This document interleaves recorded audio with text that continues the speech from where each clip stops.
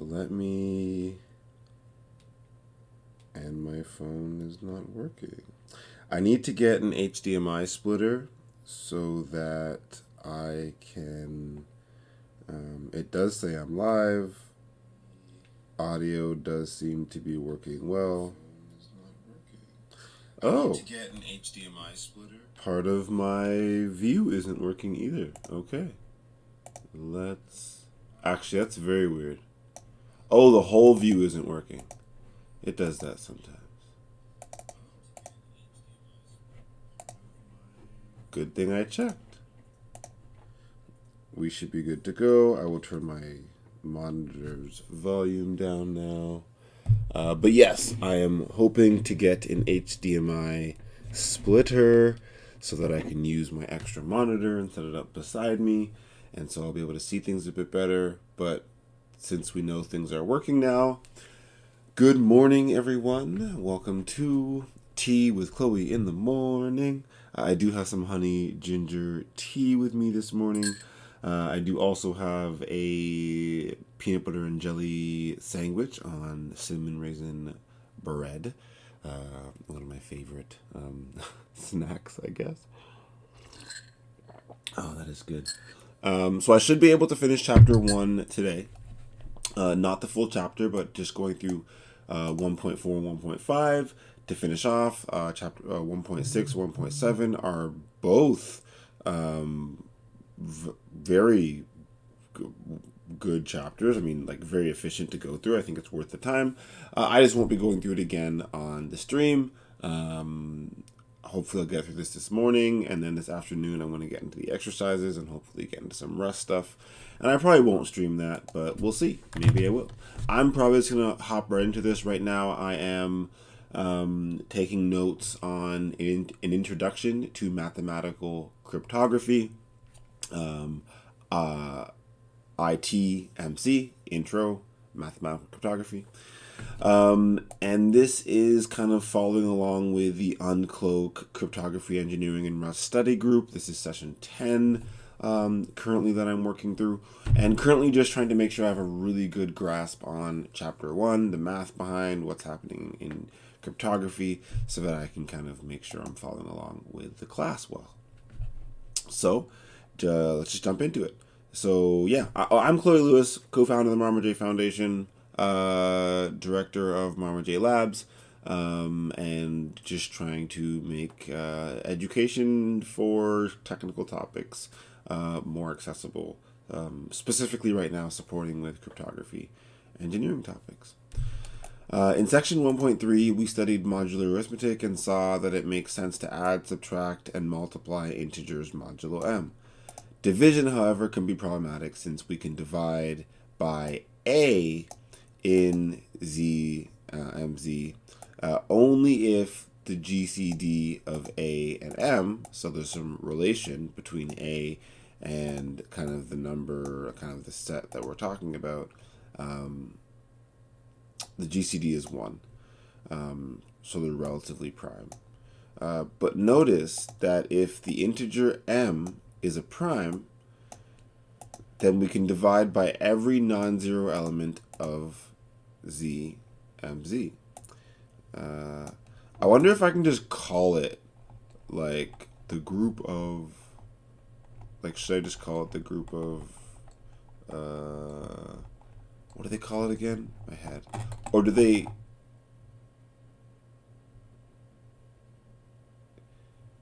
should we just call it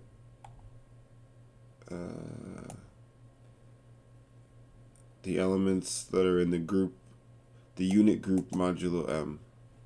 Should I just call it the unit group modulo m? I'm going to call it the unit group modulo m so that I can remember that it's called that. Okay, let's go back down. I think I might have even taken that note. Or the ring of integers modulo m. I'll call it that. The ring or group of integers modulo m. Okay. So we start with a brief discussion of prime numbers before returning to the ring of integers. I can't remember anymore. integers in the ring modulo m. Oh gosh, modulo p this time with p prime. So we're saying basically that m now is always going to be prime. Fair enough. An integer, so we're trying to get into a definition for 1.4. An integer p is called a prime if p is greater or equal to 2, so it just can't be 1, I guess, but must be a positive number. And if the only positive integers dividing p are 1 and p. Simple enough. Definition for a prime number. No issues there. For example, the first 10 primes are 2, because again, 2 is 2 or greater, and its only integers dividing it are 1 and itself, 2. 3, 5, 7, 11, 13, 17, 19, 23, 19. While there are 100, well, the 100,000th prime is this number here, and the millionth is this number here. There are infinitely many primes because you can just keep counting up forever. A fact that is known in ancient Greece and appears as a theorem in Euclid's Elements. And then you can see more about it here. A prime p is defined in terms of the numbers that divide p. Okay. So the following proposition, which describes a useful property of numbers that are divisible by p, is not obvious and needs to be carefully proved. So they're going to tell us what proposition we're talking about. Notice that the proposition is false for composite numbers. For example, 6 divides 3 times 10, but 6 divides neither 3 nor 10. Fair enough. Note that log 2a means the usual logarithm to the base 2. Not the so-called discrete. Yes, okay, I understand. Proposition 1.2. Let p be a prime number and suppose that p divides the product ab of two integers a and b. Then p divides at least one of a and b. That makes sense. More generally, if p divides a product of integers, say p divides some group of integers a1, a2, all the way up to an, could be any number of integers, then p divides at least one of the individual ai. So here with with non primes, you kind of don't get this wonderful, beautiful, I guess, thing that occurs. But with primes you do, which is really cool. So here's a proof to make sure that we actually know what's going on. And this is kind of in line with the homework questions. Whoops. Where are we? So the homework questions asking us to, like, is this 1 point?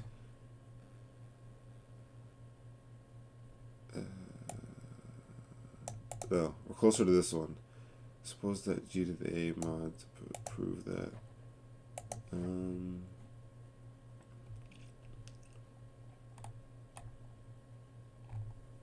Yeah. I think it's all the way from 1.18, it's saying. Am I losing track? Maybe.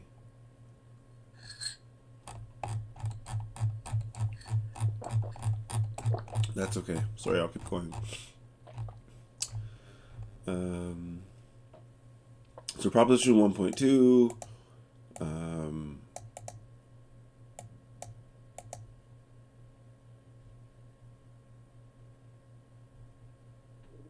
I'm just going to take the proposition down because I think it is pretty straightforward. I don't think it needs an example, but I do think it's worth... Oh, shoot. Before I didn't fix any of this. Wow. Okay. Sorry. This is actually my mistake. Here. I need to fix my notes. Powers of 2. Right. So the equation would be 218 equals 2, 2 to the 3, 2 to the 4. I was just trying to go too quick, see what happens. And I was going to explain this, how I wrote this all down. This is from last stream, though. So that keeps that simple, hopefully. Then 2, we're going to have to fix you as well. Whoops.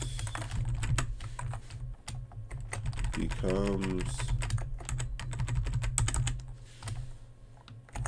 this equals 3 to the 2, 3 to 2 to the... Oh, shoot.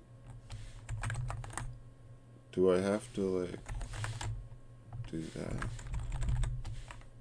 Okay, let's see if this works, because I don't know how to do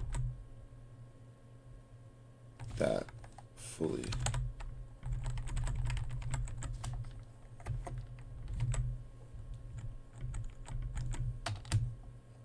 Power of 2 to the power of 7. Oh, butt nuggets. 2 to the power of 2 to the power of 7. That's easy enough. Oh, it worked! Haha, okay. That was actually cool. So I'm just going to keep doing it for now. Oh no. How did I do it? To the power of 6. 3 to the power of 2. To the power of 4. 3 to the power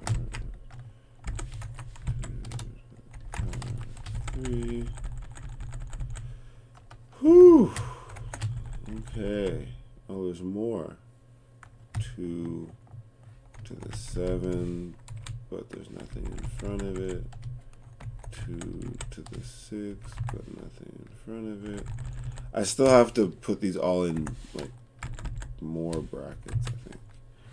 Because, yeah, it's to the power of these things.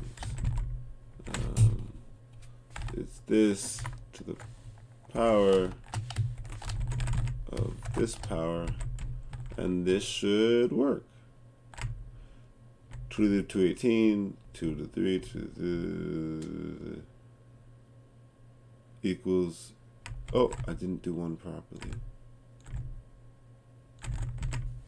To the power of 2 to the 7 equals all of this. Okay, fixed it. Now I can at least think about what's happening down here.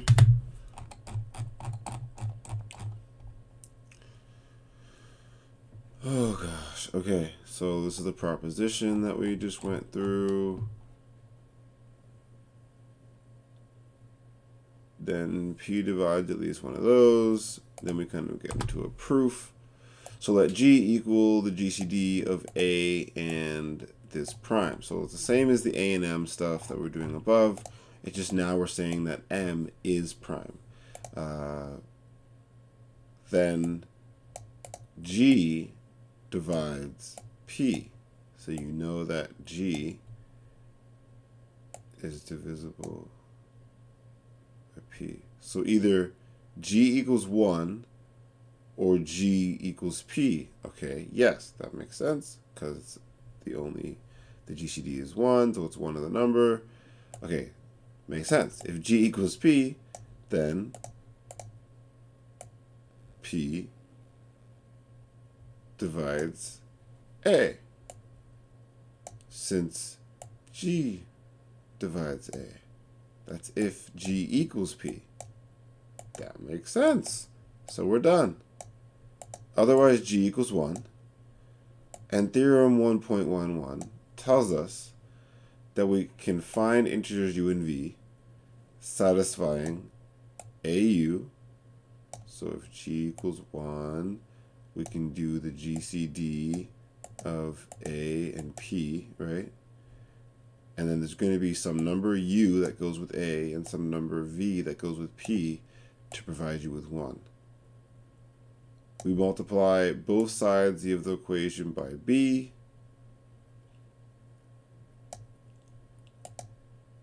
because 1 used to be here, so you're going to multiply by B here and B here, and instead you want to figure out what this, I guess, what this value is that you have. Oh yeah, what the value is you have to add. Okay, that was the confusing part to me before, finding B. But anyways, by assumption, P divides the product of A, B, and certainly P divides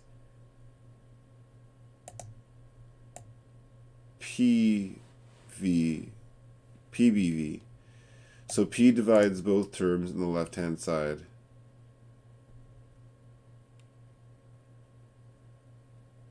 By assumption, P divides AB.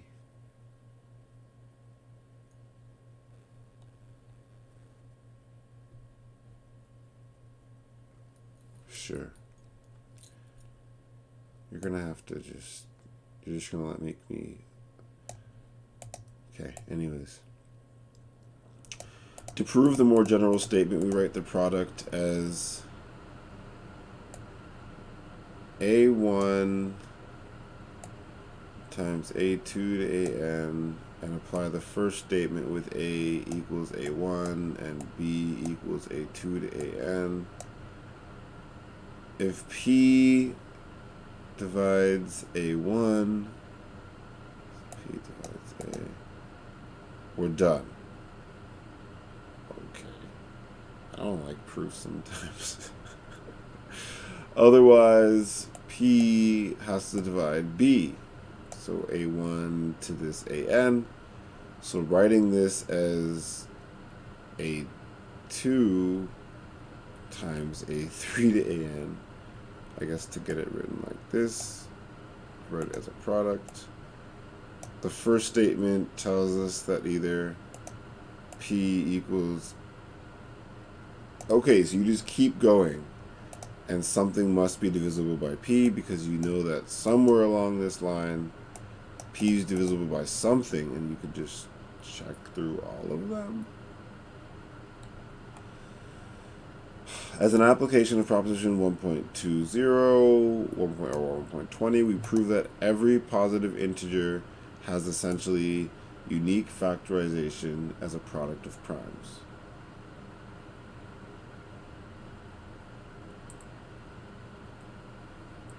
Okay. The fundamental theorem of arithmetic. Let A be a number basically positive other than 1. Then A can be factors as a product of prime numbers. And I'm just going to write this as a general, and we'll see if we need an example or something. But so A can be written as, prime 1, prime 2, prime 3, prime 4, and these primes might have exponents that are different. Okay, yeah, that seems, maybe I'll write it just in case I forget one day and I'm like, what the flipperjacks? And I guess I'll write it properly. So A equals P to the E, but I thought it was like P1. Isn't it like P1 then to the E sub 1? And then if E sub 1 is like that, and then P, I don't think that's right. Oh snap! It did it! Oh, I think you can do it both ways. P to the up, E sub 2 sub 2. And so if I do this, will this work? I don't know. Yeah, both ways work. I did know that already. So let me go back to doing it my normal way. Actually, let's not change the notes. So p to the exponent to this base all together, and we take that to the base. Oh, p to the exponent to the base to the base. And that might be correct. Awesome. Further, other than rearranging the order of the primes, this factorization into prime powers is unique. That seems obvious, but proof. It's not hard to prove that, every number can be, every positive number other than 1 can be factored into product of primes. It is tempting to assume that the uniqueness of the factorization is also obvious. However, this is not the case. Unique factorization is a somewhat subtle property of the integers. We will prove it using the general form of proposition 1.20, 1.20. For an example of a situation in which unique factorization fails to be true, which I'm actually very excited to, I'm going to actually write this down, because this sounds very exciting. Even though this isn't going to link anywhere, I'm just going to keep it exactly like this so that I can just see it for later. Suppose that A has 2 factorizations into products of primes. A can be factored this way with P1 and P2 all the way to PS, and also Q1 and Q2 all the way to QT, where QI or PI and QJ are all primes. Oh my gosh. Not necessarily distinct, and S does not necessarily equal T. There can be different numbers all the way through. Since P1 divides A, we see that P1 divides the product of all of these. All of these.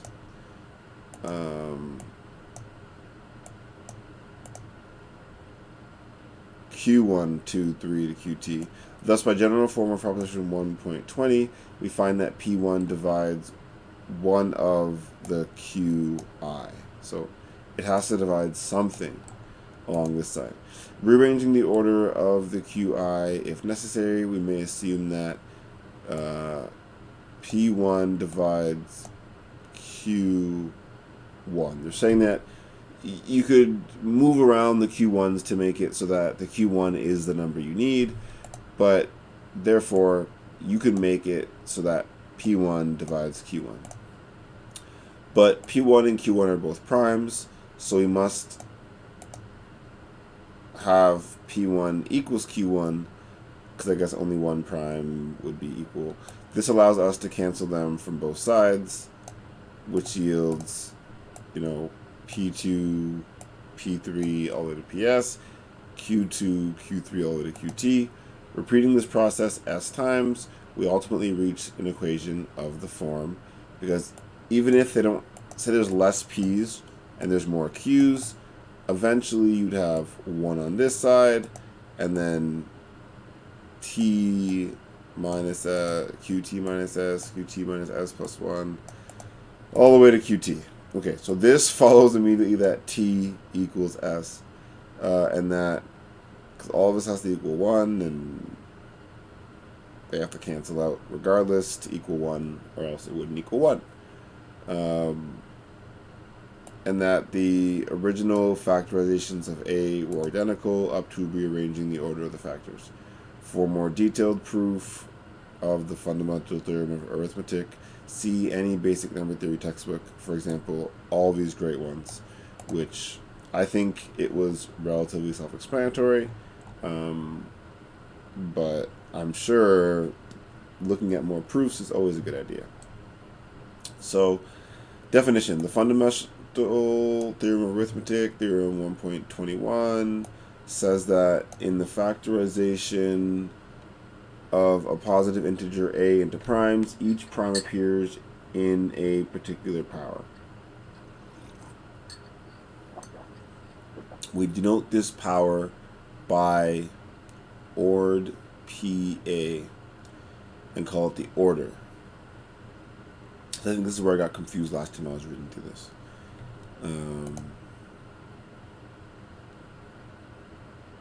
It says that each prime appears to a particular power. So I think this is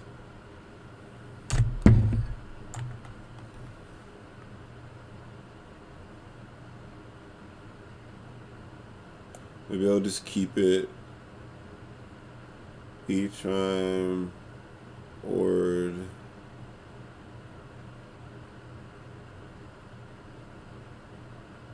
okay, let me just, I said I was going to stop copying and pasting, but I lied.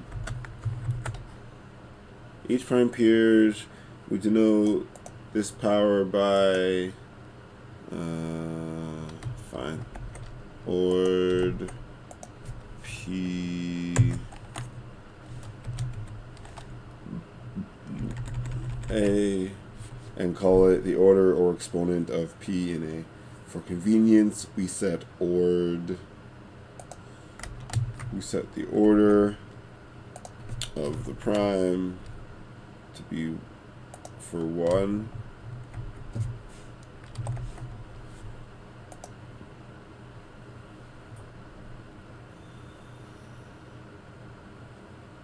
P and A.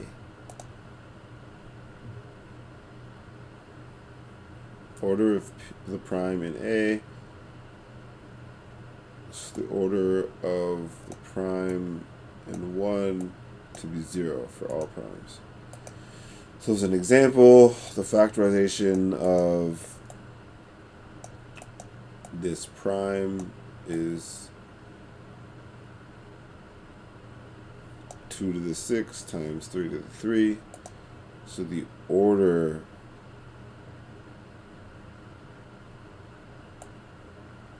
in the 2 is 6. And the order in the 3 is 3. And the order of P in 1728 equals 0. What? For all primes where P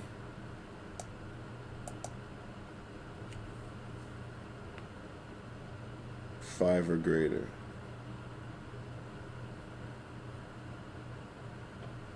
Okay, you're gonna, that's, it made sense here, I guess. Okay, it made sense here.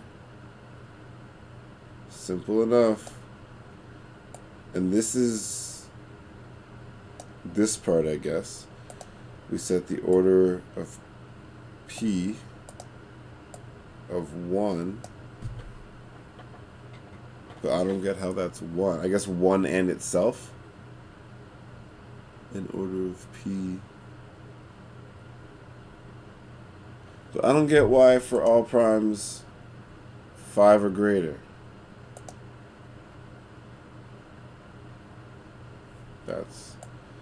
That's not going to make sense to me. I'm going to have to ask someone about that.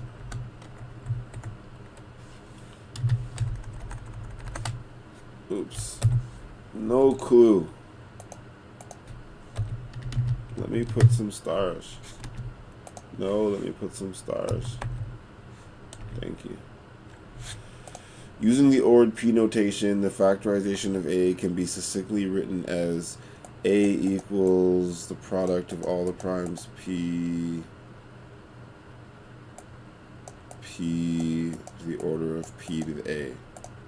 That makes 0 sense to me, to be fair. But note that this product makes sense since ORD P to the A is 0.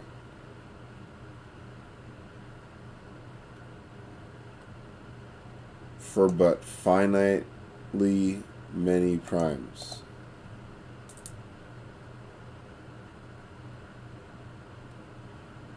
I thought there was infinitely many primes.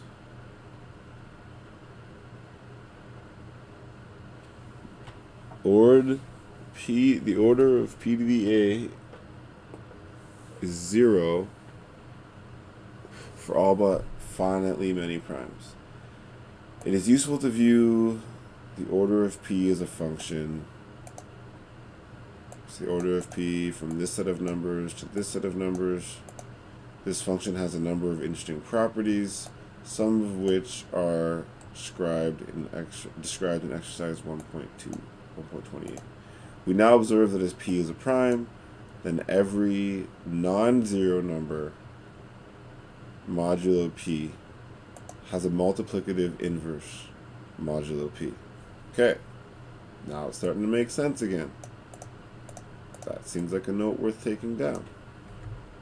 I'm also going to highlight it because it seems simple enough and straightforward. That's not what I wanted to take down.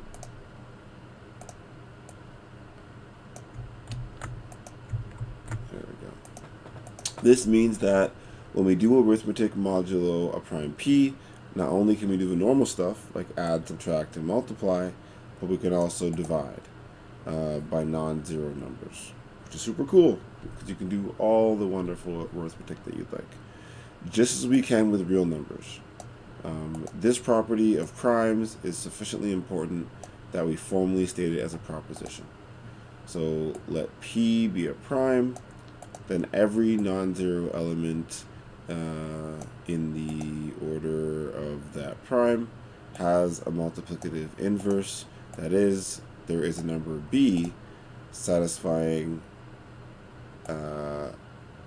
AB is congruent to 1 mod that prime. We denote this value B by A to the negative 1. So the inverse of A is this kind of B value that you're trying to find, if you're trying to find the multiplicative inverse. Or if P has already been specified, then simply, either way, same thing. I am going to take down the proposition.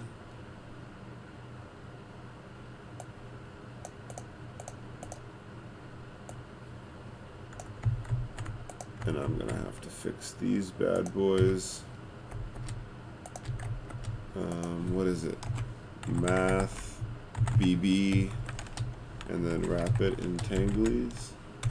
Math, BB. There you go. That should work. There we go. Be satisfying. Simple enough. We denote the value of, this is, again, straightforward enough, but always good. I will forget, 100% chance. So, or if P has already, that's not correct. We denote the value of B as A to the power of -1 mod P, or if P has already been... How do you put a space again? I don't think you can just put a space.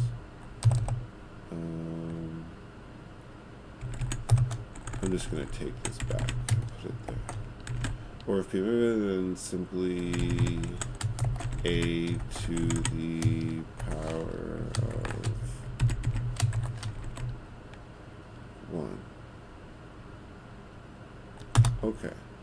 I'm going to have to fix that though, because there we go. Then we get into a proof of this wonderful proposition. This proposition is a special case of proposition 1.13b, using the prime modulus p. Proposition 1.13b. Let a be an integer, then a times b is congruent to 1 mod m for some integer b if and only if the GCD of a and m is equal to 1. Okay, so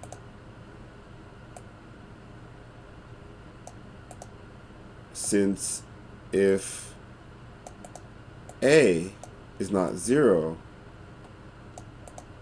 so if a is anything other than 0, which sounds fun because it's a good, easy to program, right? Just true or false. If is a not 0, then the GCD is 1.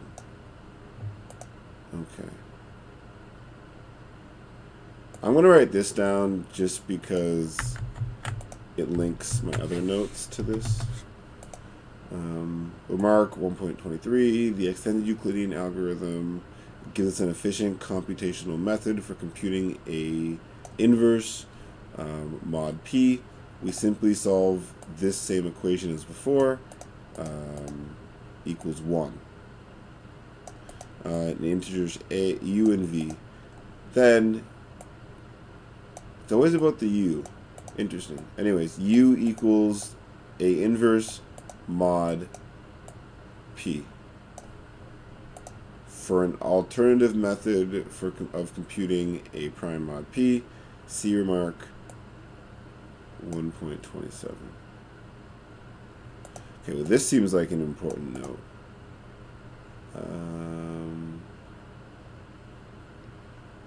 I mean, this seems like a whole important note. The alternative method seems fine, but this seems simple enough.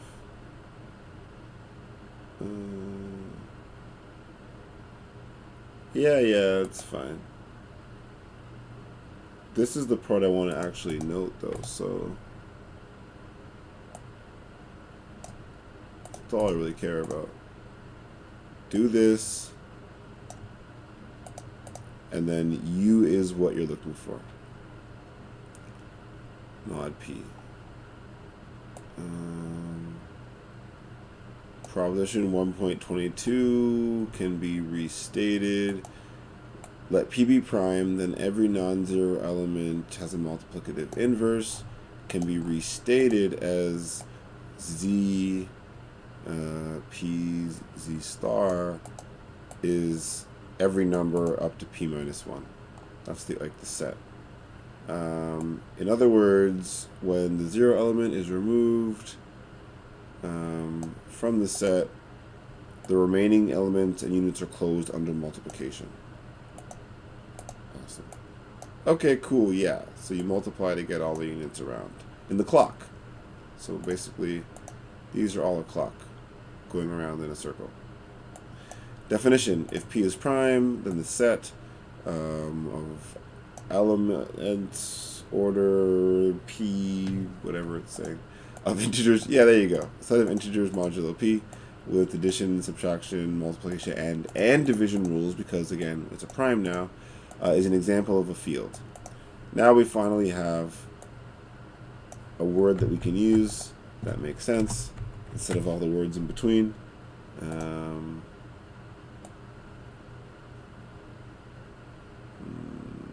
Just this. If you studied abstract algebra or C section 2.1, go back to that for more field stuff.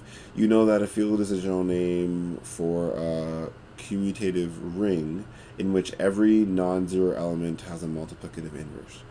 You are already familiar with some other fields, for example, the field of real numbers or the field of rational numbers, fractions, and the field of complex numbers.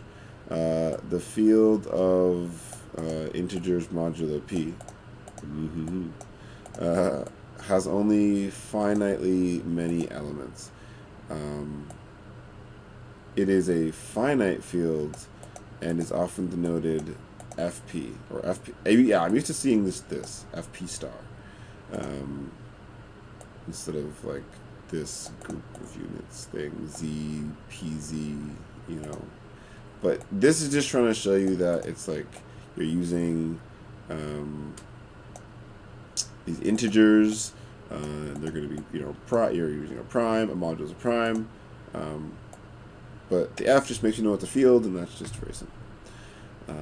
And we're talking about multiplicative inverses then and all that good stuff.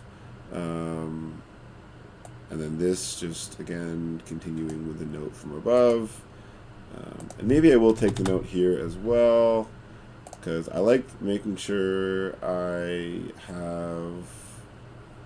Oh, I do like fixing these in the notes. So let me just quickly fix this. Math BB.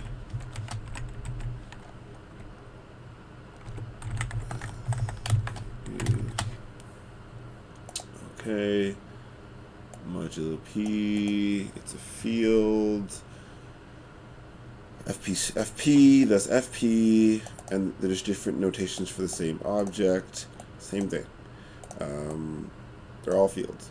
Similarly, we write FP star interchangeably with the group of units. So FP star is not the same as FP, but FP star is the group of units. FP is just the field generally, I guess. But yeah, finite fields are of fundamental importance throughout cryptography, and indeed throughout all of mathematics. Remark 1.24, although the field Z, PZ, and FP are used to denote the same concept, equality of elements is expressed somewhat differently in the two settings. Of course they are. For A and B, an element of the field of P, the equality of A and B is denoted that A equals B. That's confusing. Yeah, this is confusing, actually. So I'm going to denote this like this, just because it's confusing. And then if A and B are an element of Z, PZ, you denote it with the equivalence with like the little three mabobbers, the congruence symbol. And we made it. Okay, I am going to take this note down because this is actually probably the most important thing here, just for remembering for later. And I guess I'll fix these just because no one else will be able to know what's going on here if I don't.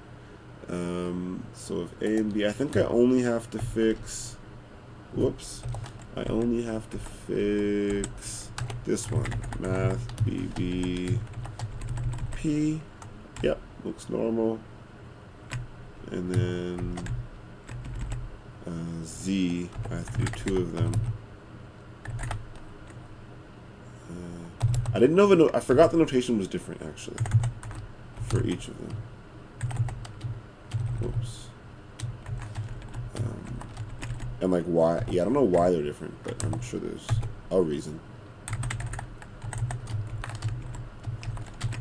And that should be good. Okay, this can stay like that. And then a little later than I thought, but 1.5. Powers and primitive roots in finite fields. So now obviously we're taking like literally everything we've learned and bringing it together and being like, hey, this is actually why we're doing all this fun stuff, like why we're finding out if something is a prime and what the factors are, and if the GCD is 1, then we know other things, and then we can use that to figure out the field and multiplicative inverses. But like, what's actually going on? Even like the fast powering, which is pretty cool, that you can just like keep powering by 2 and like finding like the element you're looking for with primes is interesting. I'm excited to kind of start programming this afternoon in that.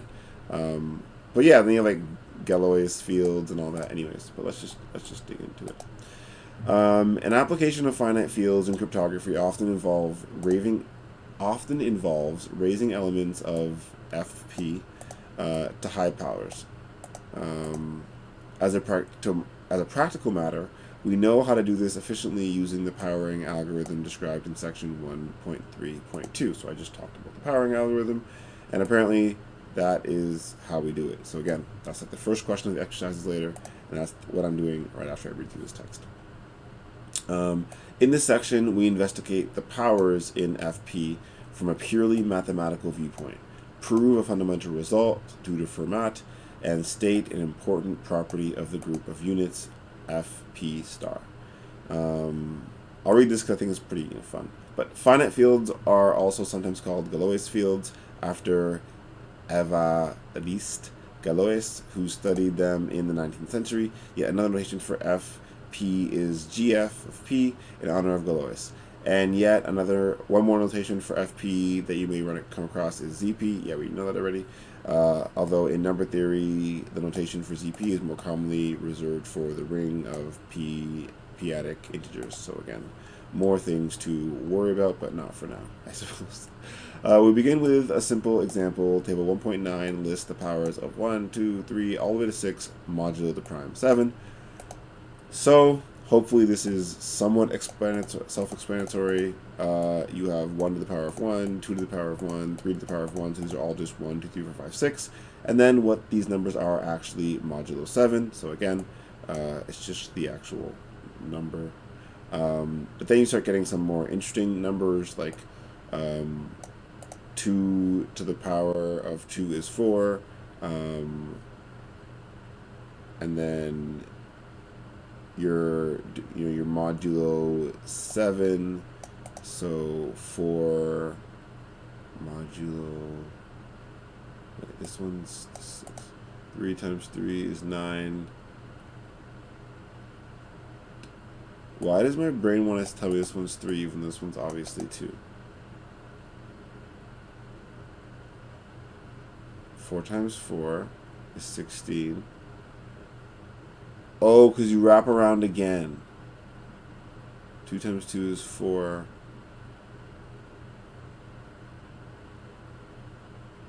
I always mess these up, my modulos. But the graph is nice to see so that you can see what it actually looks like and do them in your brain. I have like my tablet here, and usually I just sit here and like go through some of them. Like for some reason, the 2 is 4 mod 7.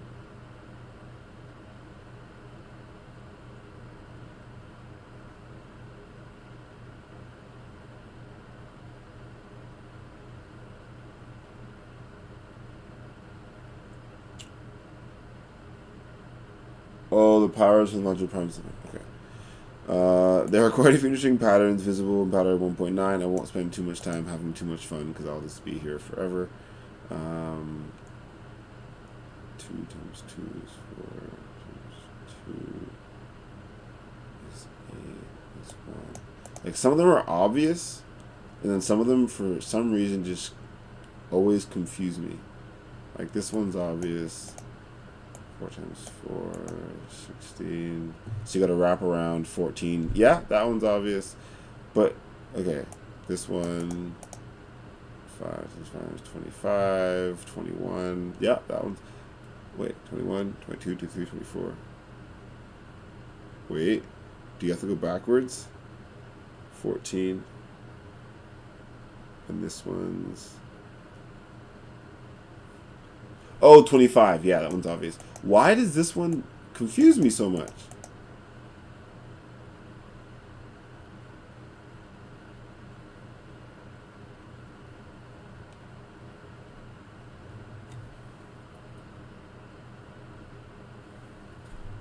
I really don't know. Because this one is 9, which, minus 2 gives you 7. That's your prime.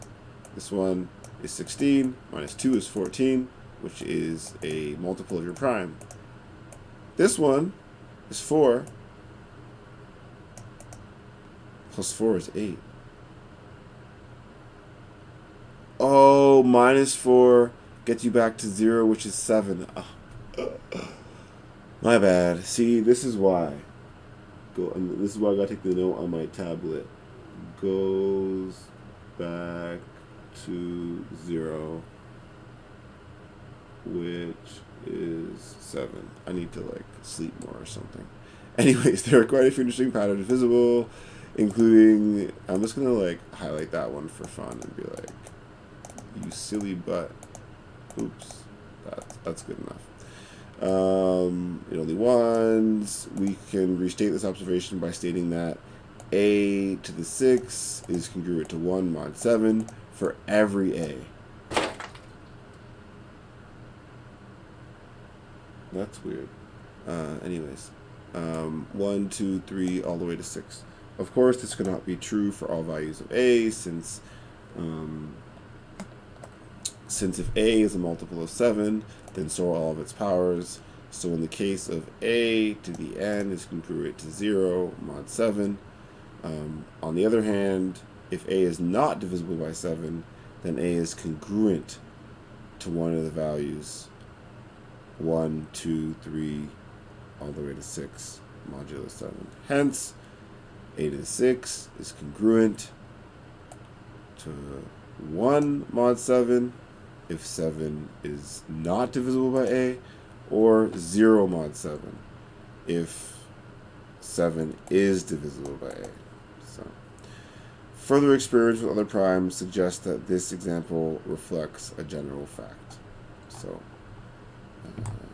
a fun fact that I'm sure will teach us. There you go, Fermat's little theorem. So I feel like I need to read that again because Fermat's little theorem is something that I'm supposed to actually. I read it last time and I understood it better than this time. Ooh, I forget how to do this. Ooh, the big brackets. You probably have to like bracket something and then put both things side by side. Yeah, I don't know how to do that.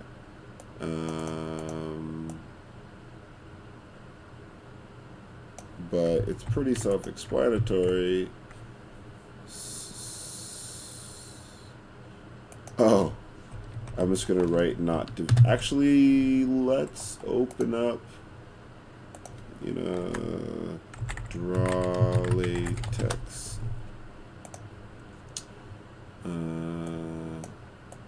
Ooh, that was really bad. This might be good enough. That might be good enough. If P is not divisible by A, and then I need to make sure I wrap it, and then I completely forget what the other exponents are. So it is not happy with me right now. Let's take that out, and then let's do a to the power of p minus 1 is congruent to 1 mod p if p short mid a, and then I should let you guys stay in a bracket, and then I should put you in a bracket, and then I should say, or it's 0 mod p if p is divisible by a, and then I should see if that works. It looks really ugly, so I'm gonna put you there and put you there. Wait.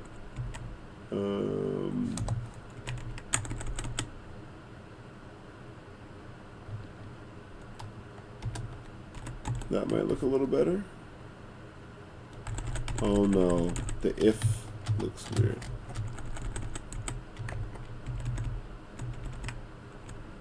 Oh, and now it has, oh gosh, if P, I guess we don't need this anymore. We don't need this anymore. Don't need this anymore. Maybe? Oh, but now we gotta take away these ifs. Lord help me. There we go. Nope.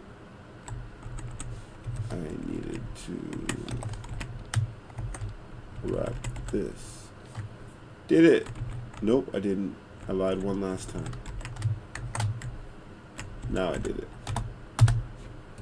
Okay. So there are many proofs of... Okay, now I'm going to go back and read through this section again because... Okay.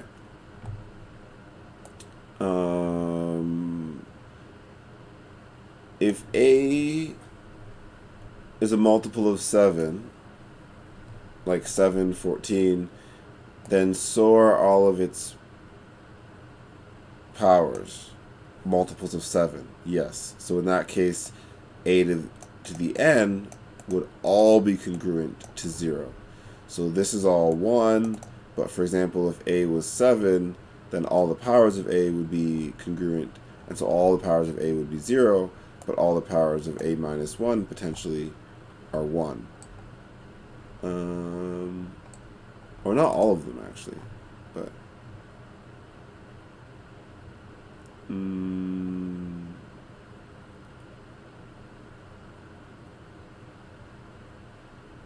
So in the case of A to the n is congruent to 0 mod 7. On the other hand, if A is not divisible by 7,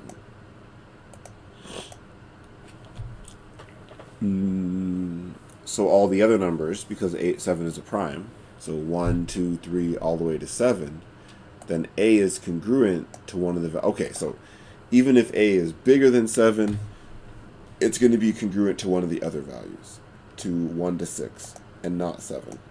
That makes sense. So either it's an inverse to one of the other numbers. Okay, A to the 6 is 1. Okay, I get it. Well, yeah, anyways, obviously. Okay. There are many proofs. If you study group theory, the quickest proof is to observe that the non-zero elements in FP form a group FP star of the order P minus 1. So Lagrange's theorem. So by Lagrange's theorem, every element of FP star has order dividing P minus 1. For those who have not yet taken a course in group theory, we provide a direct proof. Oh, that's nice of them. I mean, that seemed self-explanatory there, but all the non-zero elements form a group of order. I mean, yeah, but I guess we should just go through it more, obviously. But if P divides A, then it is clear that every power of A is divisible by P. Every power of A. So even if you have other powers of A, they're still divisible by P. That should be clear. So we only need to consider the case that P does not divide A. We now look at the list of numbers A, 2A, 3A, and just all, all the way to P minus 1A, reduced modulo P. So we're still working with primes. There are P minus 1 numbers in the list, and we claim that they are all different. To see why, take any two of them, say JA mod P and KA mod P. Okay, so you're taking A the same in both of them and taking J and K, and suppose that they're the same. That means that JA is congruent to KA mod P, and hence this also means that J minus K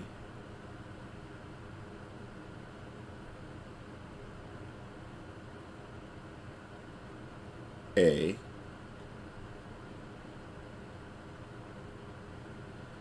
is congruent to 0 mod P. Yes. Oh, so are we saying that we can find...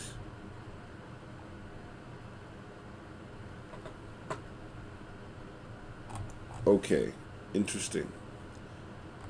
Cool. So we can just solve for the other side. Thus, P divides the product of J minus KA. proposition 1.20 tells us that either P divides J minus K,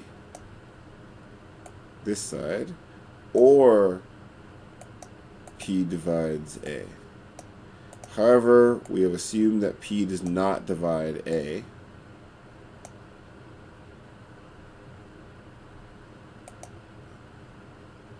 So we can conclude that P divides J minus K. But both J and K are between 1 and P minus 1. So their difference, J minus K, is between negative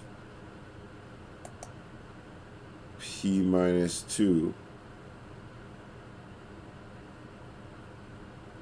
and P minus 2.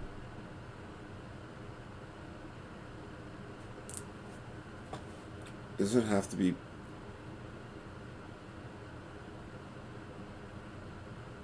There is only one number between negative P minus 2 and P minus 2 that is divisible by P, and that number is 0.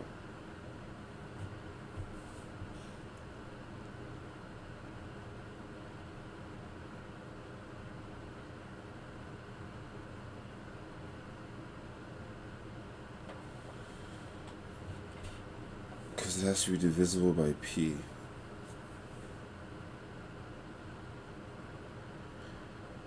This proves that J minus K equals 0, like regardless.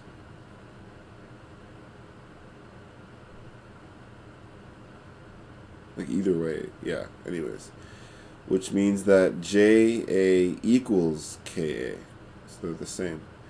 We have thus shown that the P minus 1 numbers in the list are all different. They are also non-zero, since 1, 2, 3, all the way to P. I feel like this was so clear and this was so not clear, but that's all right.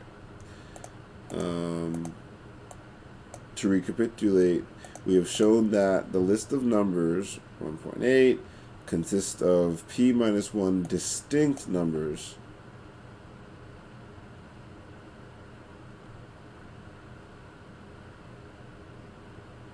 so if they're the same, then they cancel out and equal 0. So they must be different, I guess. But there are only P minus 1 distinct numbers between 1 and P minus 1. So the list of numbers must simply be the list of numbers in some mixed up order. Yes, I understand. Now consider what happens when we multiply together all the numbers A, 2A, 3A. Okay, so all the numbers in this mixed up list, but they're all just the numbers in order, into the number, or the order of the prime.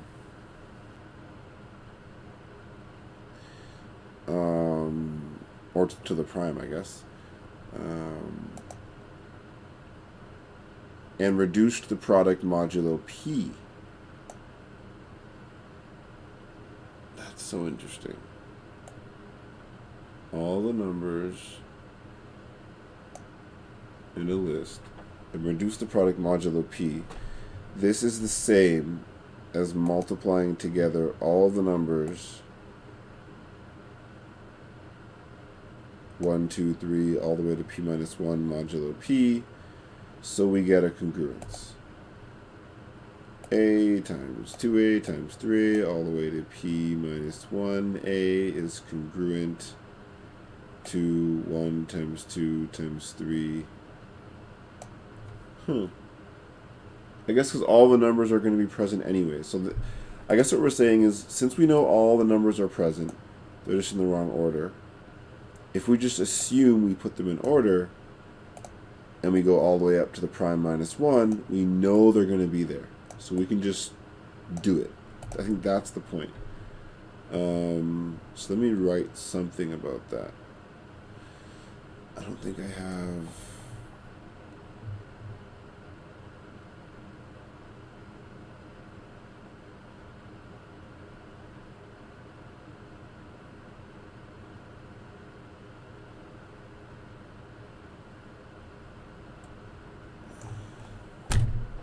Okay, let's just keep going. So there are p minus 1 copies of A appearing on the left side. We factor these out using factorial notation. So p minus 1 factorial on this side equals 1 times 2 all the way to p minus 1. Okay, so we factor these out to obtain a to the p minus 1 times p minus 1 factorial is congruent to p minus 1 factorial mod p. Now did they just wait to do it in 2 steps?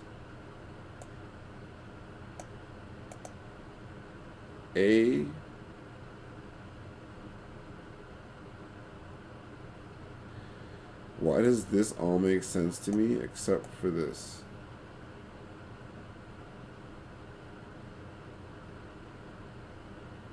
Oh, a to the p minus... Wait. Why did we raise it to the exponent, though? I don't know, man. And this is the only thing we need, and somehow it's the only thing I don't understand. But anyways, finally we're allowed to cancel that from both sides since it's not divisible by p. We are using the fact that f of p is a field, so we're allowed to divide by any non-zero number because we know it's divisible.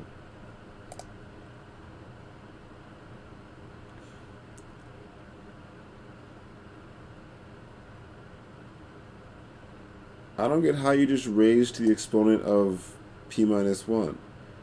I guess because that's how many times you're doing it. Times this factorial. So a, and this is how many times you're going to do it,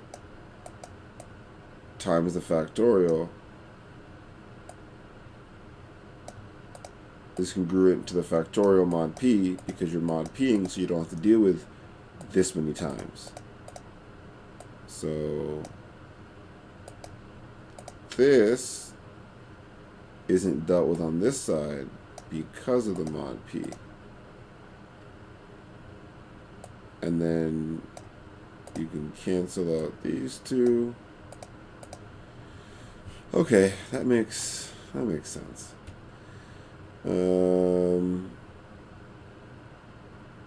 So you only need this a to the how many ever times minus 1.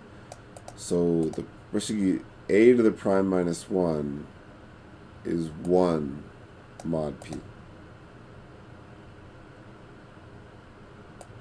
then what's a again?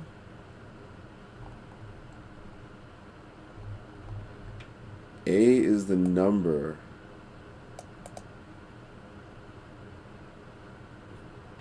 to an exponent. So a to an exponent mod some other number. So a is whatever number to the exponent, which is some other number, mod p, which is not this. I feel like I need to just take some kind of note, but I don't even know what note I'm supposed to take. There's just so much stuff, and it does make sense now.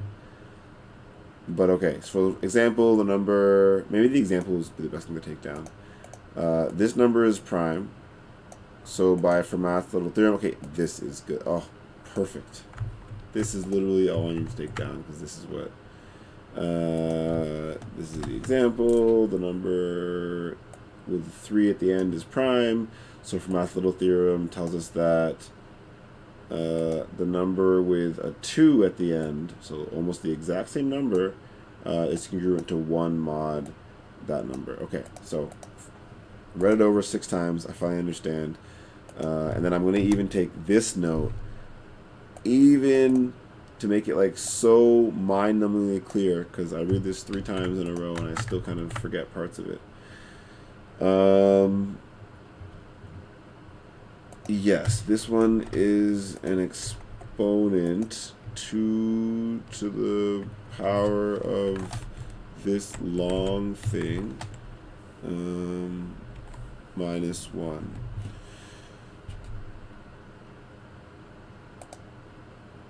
And this one's an exponent too, sorry.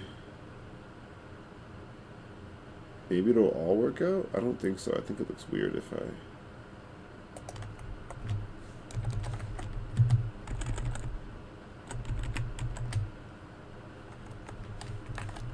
Let's see.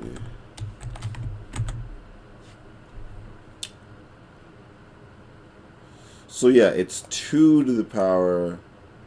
So the prime is this number, and you're taking 2 to the exponent. Like it's a much larger number, right?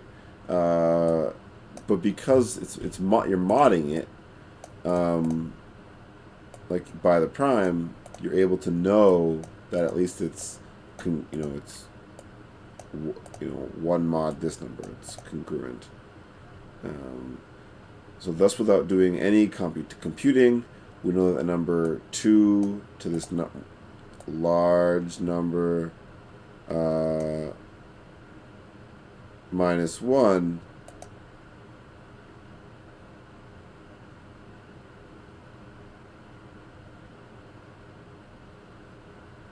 2 to this is congruent to 1 mod this. So if you minus 1, it's a multiple. Oh, finally! I feel like I finally understand what it's taught. Okay, man. Little theorem, big theorem, which is the famous iteration that x to the n plus y to the x equals z to the n has no solution in positive integers x, y, z if n is greater than 3. It is unlikely that Fermat himself could prove the big theorem, but more than 3 centuries later, Andrew found a proof.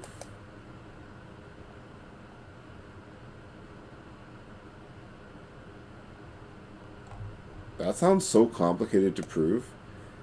Like, that if you go larger than 2, basically, there's no solutions for this. It's like, whoa, like...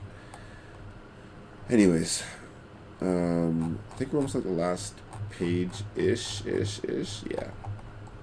Page and a bit. 2 pages. Fermat's little theorem. Okay, yes, okay, this is the part that I think I just did not put together last time. I need to just make sure I get this time.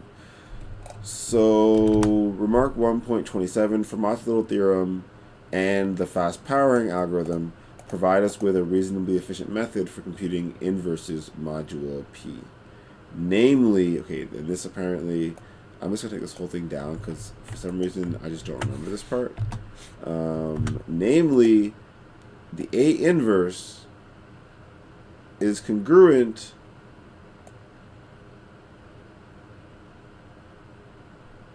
to A to the p minus 2 mod p. I don't know why I gotta read that like 3 more times, so that's okay. This congruence is true because if we multiply A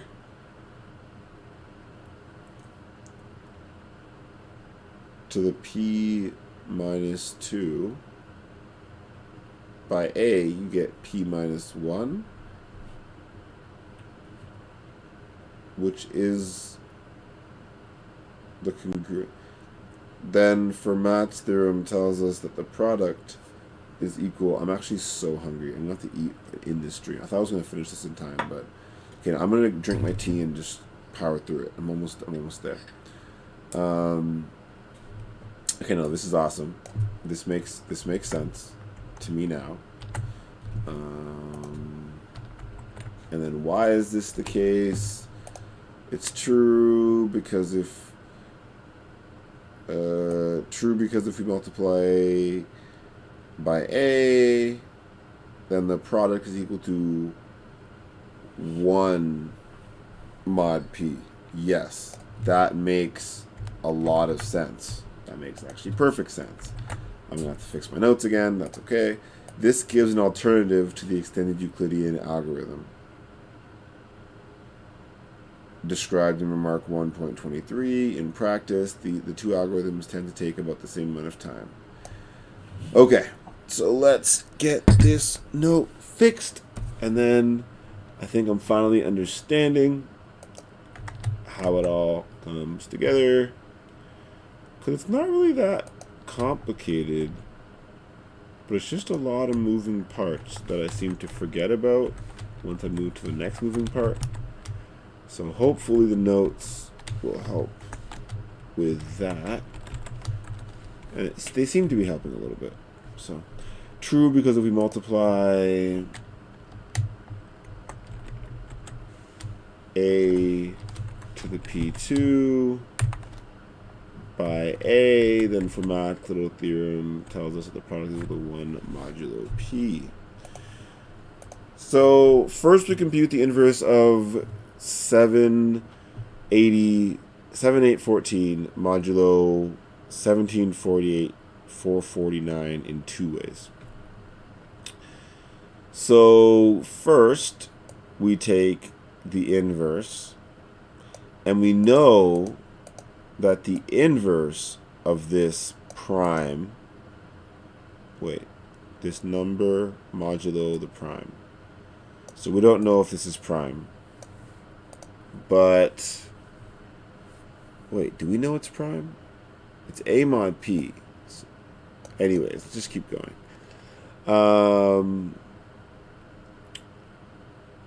This is always confusing for me, like how they just expect you to find this, but I guess they just do simple math in a calculator. So, you know it's going to be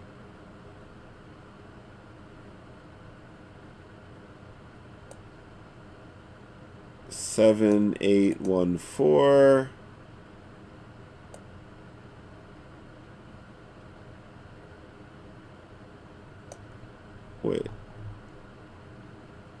yeah, it's 2 to the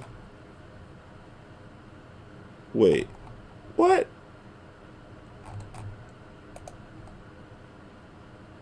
Extended Euclidean.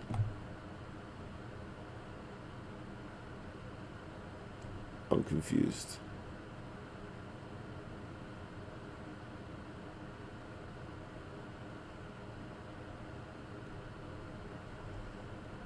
Okay.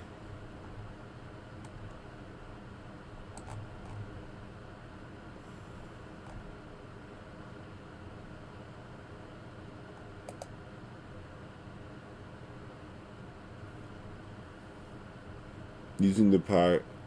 Oh, this is a different example. So in this example, they're going too quickly, and I'm getting confused. Extended Euclidean algorithm to solve the same thing. You have your A, and you have your B, you have your U and your V. You have your A and your mod. So your P equals 1. So the solution is, just get too quick with the solution. 1284 is U, and V is negative 575. So 7814 inverse is congruent to the U. You're always looking for U. U mod. There you go. So it's just trying to tell you that extended Euclidean gives you U and V, and you're trying to solve for U, even though it's not giving you all the steps. You have to do it yourself, which I have my tablet here, but yeah, not really planning on doing that at the moment. And then we compute the inverse, so I think this is confusing me because they made it into some power that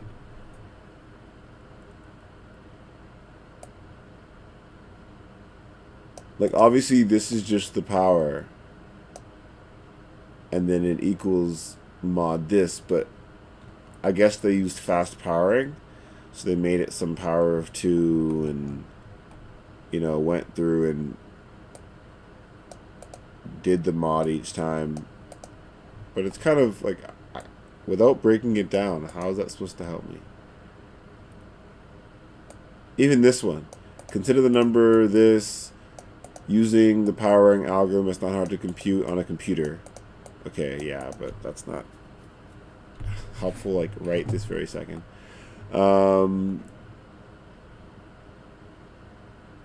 Okay, but they're saying using the powering algorithm, you could figure this out. If you don't get a value of 1, so it seems that Fermat's little theorem is not true for M. If M were prime, then Fermat's little theorem, so you mod this number, so it's M, not mod P. If you don't get 1, then it's not prime. Think about this for a minute, because it's really a bit astonishing by a simple computation, because we're saying that fast powering is quick and easy. And so we're saying that we were able to kind of figure out on a computer very easily that even though this huge number mod this other huge number, or, you know, whatever, we know it's not prime, this huge number, because we couldn't kind of break it back down into a number that kind of settled into great GCD equals 1. So yeah. Yeah, we didn't know any of its factors. Awesome. Fermat's little theorem tells us that if A is an integer not divisible by P, so if A is some number that is not divisible by the prime, then A to the P minus 1 is congruent to 1 mod P, that prime. However, for any particular value of A, there may be smaller powers of A that are congruent to 1. Makes sense?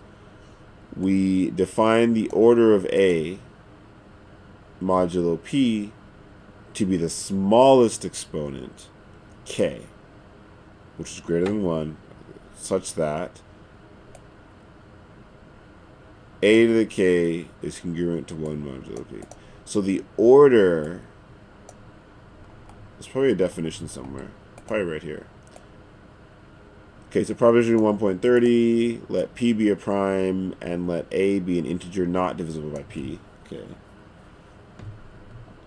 Suppose that A to the N, so A is not divisible by P, and so A to the N is congruent to 1 mod P.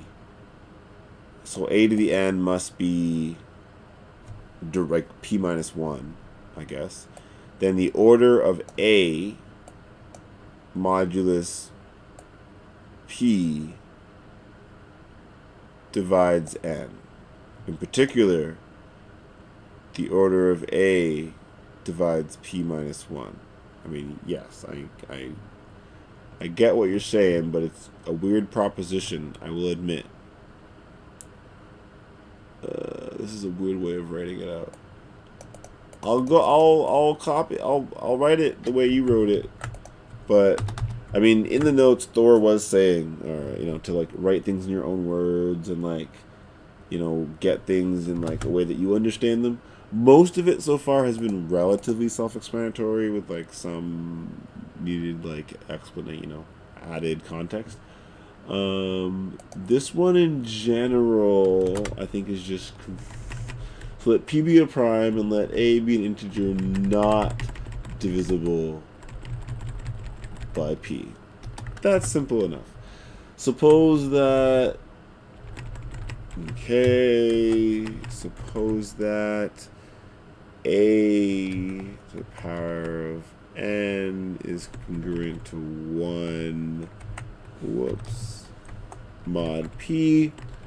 Then the order of A modulo P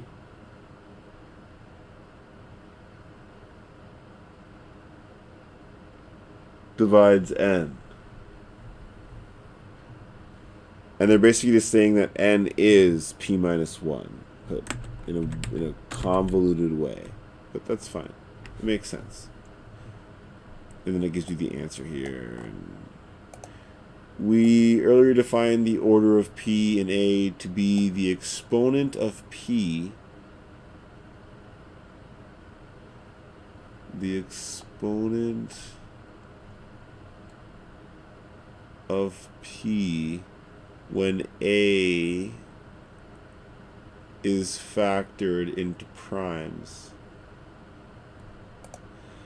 Thus, unfortunately, the word order has two different meanings. We need to judge which one is meant from the context. Oh gosh. Then the... Okay, so you're just using order in multiple places. That's cool. I'm not even going to take that note. I'm just going to move on. Proof. Let K be the order of A modulo P. This use of order is confusing me. I'm not going to lie. Then the order... You just can't use order again in a different way and then expect me to know what the heck you're talking about. I should just keep going. Let K be the order of A modulus P modulo P. So by definition, A to the K is congruent to 1 modulo P. Okay. I understand so far. So P minus 1. Okay. And K is the smallest positive exponent with this property. Okay. Makes sense. We are given that A to the N... What?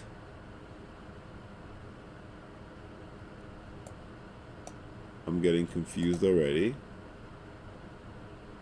So I'm just gonna... These look exactly the same to me. We divide N by K to obtain N equals K times Q plus R. Okay, so now we're just going to good old-fashioned division with your quotient and remainder.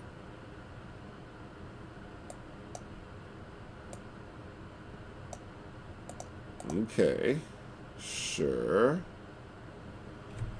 Then 1, because we know that, okay, is congruent to A to the N. Okay, makes sense so far, which is congruent, because N equals all this crapolas. So it's congruent to A to the KQ plus R, because we just divided them, is congruent to A to the K times R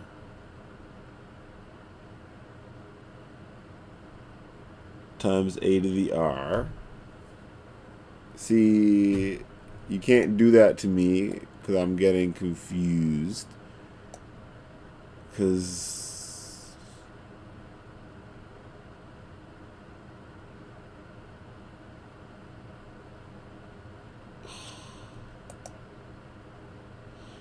it didn't explain why you can just take away the quotient like that. And that step is...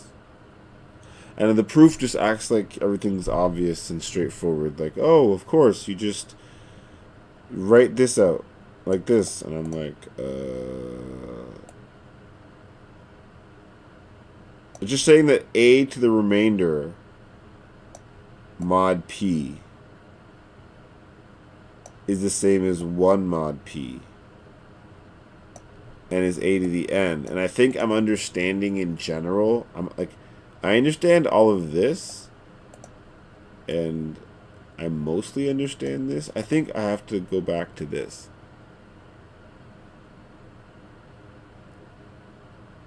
And the way to get N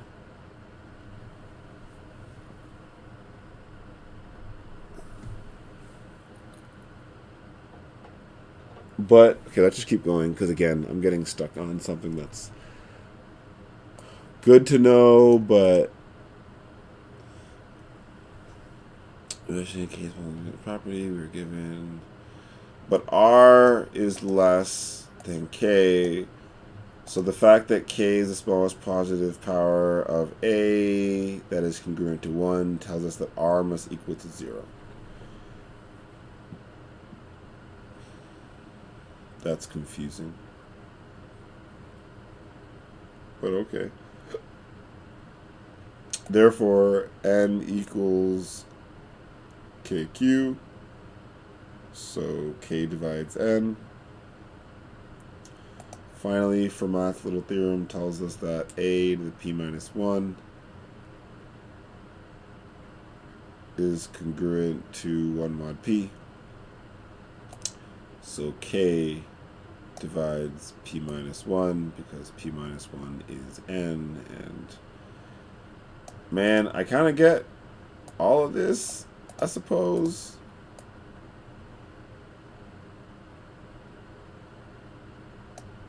Like, this makes sense.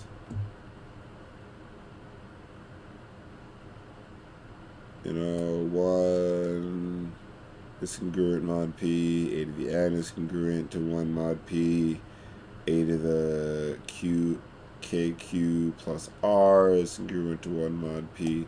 That all makes sense. Super clear. 1 to the R times A to the R is just equal to A to the R.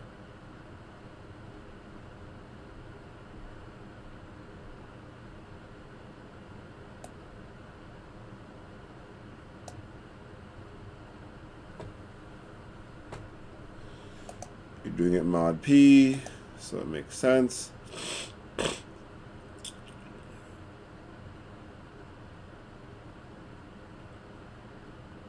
I'm kind of confused by this. Like, I don't get how you go from A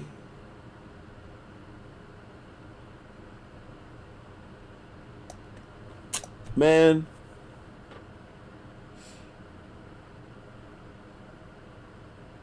This is just my fault though for not knowing my algebra. Like, this step confused the heck out of me. AK to the Q plus R is congruent to AK. Maybe I should actually write this down and they do this math. Okay, I'll write this part down. A K to the Q plus R is congruent to A K to the R times A to the R, and I'll just move on. For some reason, that one is just, yeah, I don't know. And then going from, obviously you're just keeping the AR the same. So then going from A to the K times R and just saying that that equals 1R is kind of like, I'll write that down, I guess.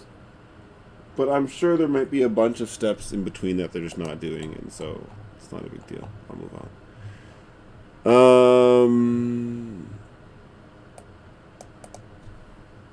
Suppose that the order of the module divides.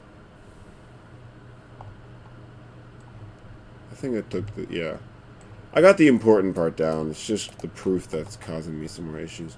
So theorem 1.31, let P be a prime number, then there exists an element G, which is an element of the field, FP star, whose powers give every element. Yes, so G is the generator. This is like what's been confusing me the most.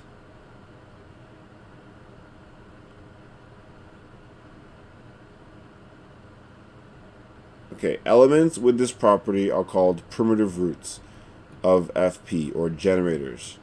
They are the elements of FP having order. Okay. Okay. I feel like this right here is, okay. So this is the theorem. Let P be prime. There's an element. Fine. I will write these all out properly. F. The star goes on top. The P goes on the bottom. FP star, whose power is element of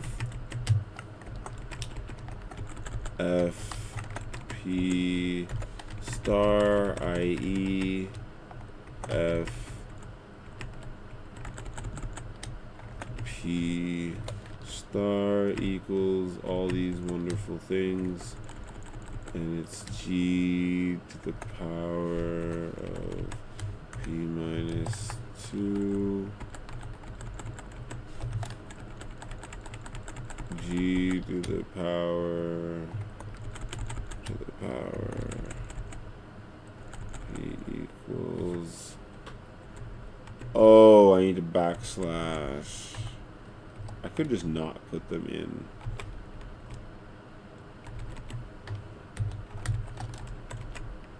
Okay.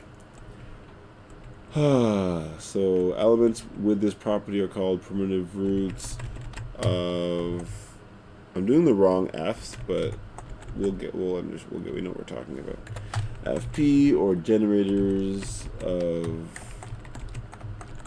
FP star. They are the elements of FP star, and this is the biggest issue I was having, actually. How do you know that something is a generator?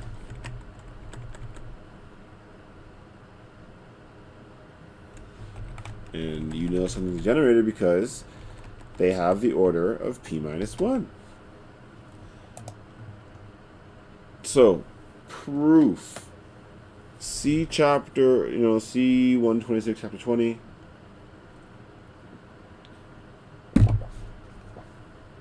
Or another text. Okay. Then you have another. Okay. So an example. 1.32. The field F11 has 2 as a primitive root. Because you want the lowest number that does this. That generates. Right? So if P is prime, there exists a generator.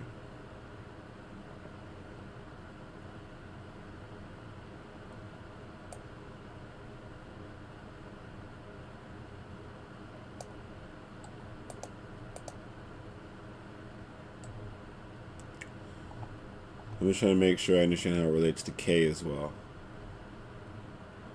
Let's just keep going for now. 2 to the 0 equals 1, 2. You have 3, 4, 5, 6, 7, 8, 9, 10. And the idea is you're able to get all the numbers except for 0 and 11 by going through the powers of 2 and reducing them modulus 11. I'm pretty sure we're going modulus 11. And so we can keep going and see, thus all 10 non-zero elements are there. On the other hand, 2 is not a primitive root for F17. So you can see that when you do 2 of 0, 2 of 1, 2 of 2, all the way through, you'll get 16 and 15 and 13, but you won't get 14, for example. So 3, for example, is a primitive root for 17 because 3 does allow you to go through and generate all the values of to P minus 1. And the question becomes, how do you actually find these roots? So if P is large, then the finite field f of P has quite a few primitive roots. The precise formula says that f of P has exactly Euler's Toshin function, P minus 1 primitive roots, where that thing is Euler's phi function, sorry. Oh, gosh. For example, you could check the following is a complete list of the primitive roots for F29. And so that is... So these are all the roots of 29. 29 has lots of roots. This agrees with the value. The totient for 28 equals 12. That's a bit confusing that you use 21. Sorry, 28 instead of 29, but there should be 12 values here. 1, 2, 3, 4, 5, 6, 7, 8, 9, 10, 11, 12. More generally, if k divides p, which I guess is, minus 1, 28, then there are exactly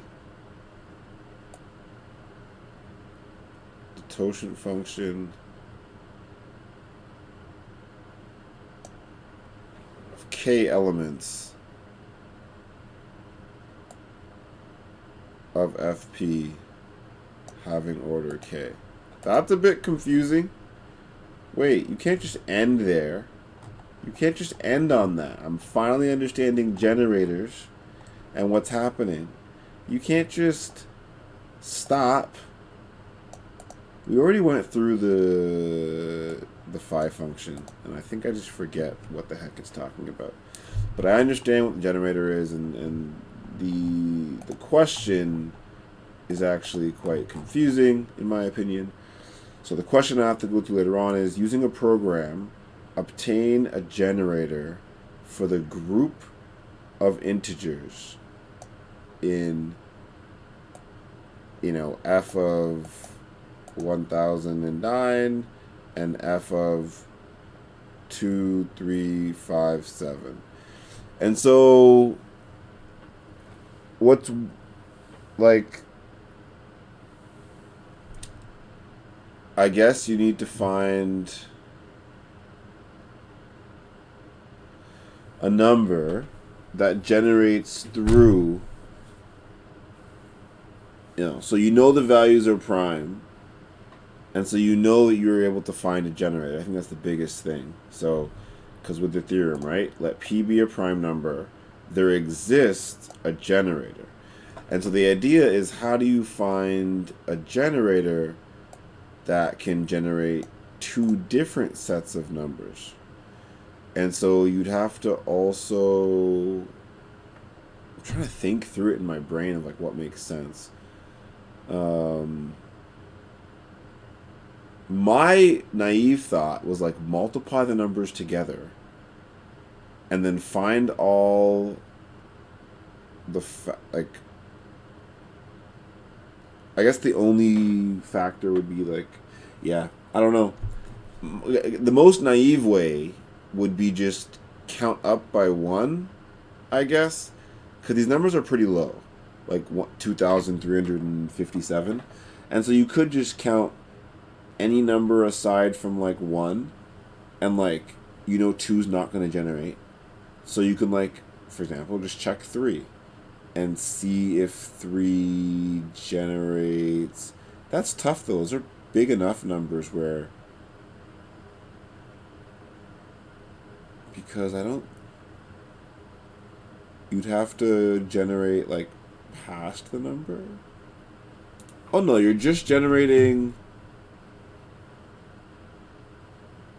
both values are prime. 3. Because your modulus this number, I don't know how many times you'd have to loop to figure out if you got it or not. That's tough. Not sure. This exercise I'm going to start with first though after lunch. Using the tabular method on my tablet, just sitting there and going through it. And then I'm going to implement the fast powering algorithm for big ints right here. I haven't done much VS Code stuff on this machine in a while. And then I'm going to try and come back to this one and see if I can figure it out. But thanks all, and toodaloodles.